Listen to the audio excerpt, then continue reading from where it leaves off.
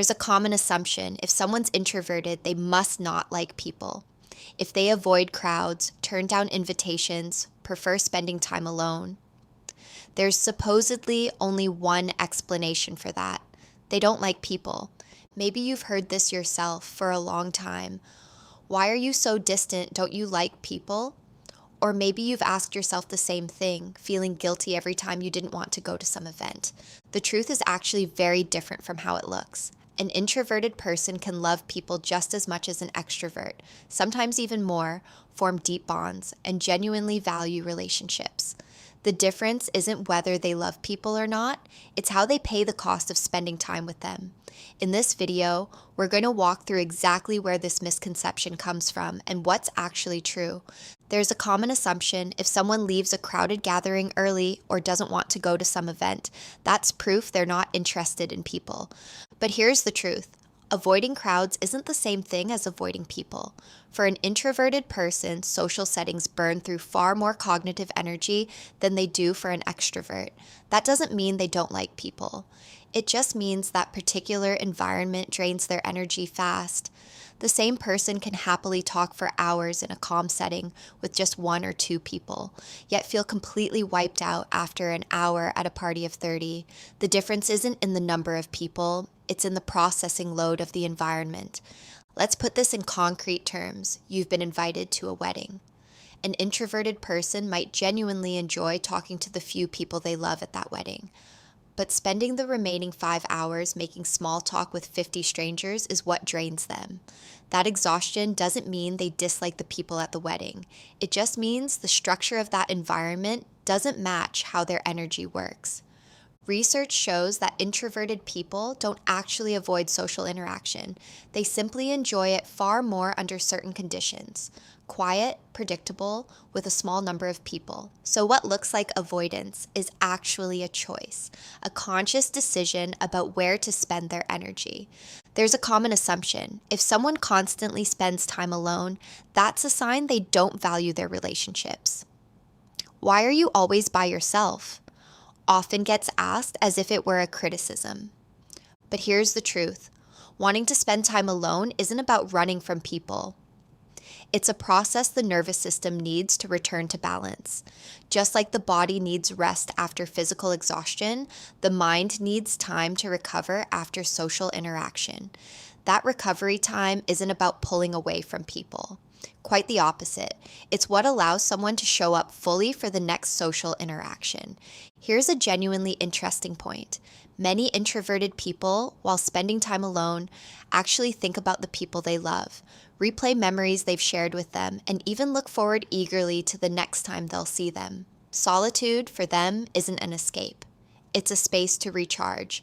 And that recharge is exactly what allows them to sustain their relationships better. A quiet Saturday spent alone at home is often the very thing that lets someone show up on Monday fully present and engaged with coworkers or friends. There's a common assumption. If someone talks less in a conversation, they must not be interested in the other person or they're bored. Silence gets equated with disinterest. But here's the truth. For introverted people, listening is often a far stronger sign of interest than talking. Someone who talks less is usually listening closely, processing what's being said, genuinely trying to understand.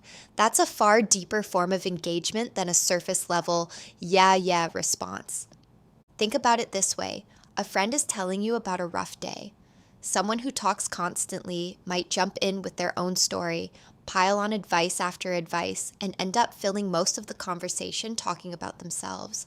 Someone who talks less, on the other hand, listens quietly, asks the right question at the right moment, and often remembers the details weeks later, and because they were genuinely there, just quietly.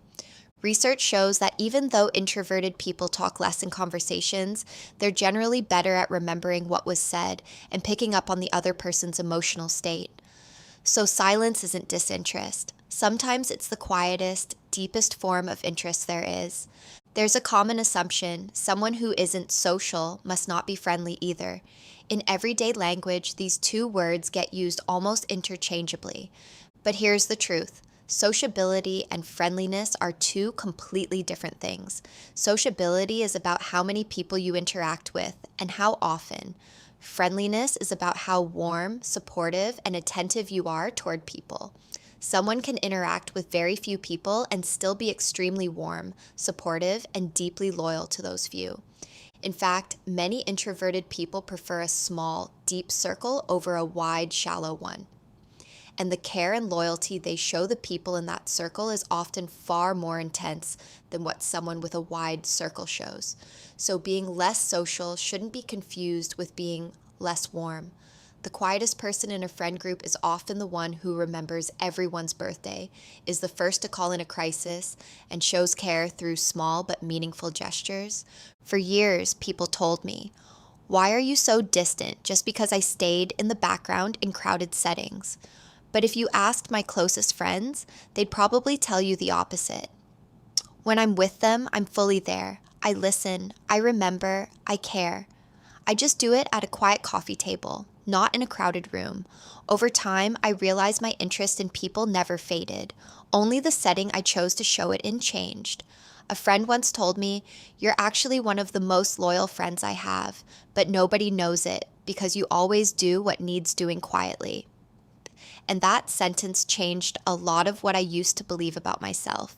There's a common assumption: if someone doesn't reply to a message right away or doesn't pick up the phone immediately, that's a sign of disinterest.